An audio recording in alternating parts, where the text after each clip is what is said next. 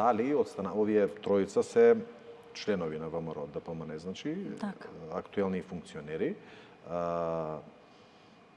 дали и останатите кои што се во игра се практично членови на партијата? Ова го прашувам затоа што на претходните избори излеговте со надпартиски го нарекувате кандидат и веројатно според реакциите и според критиките, како се вели, нас изгоревте како партија со кандидатката Данела Арсовска и веројатно нели она стара поговорка кој ќе се изгори на млеко, биде и на јогурт.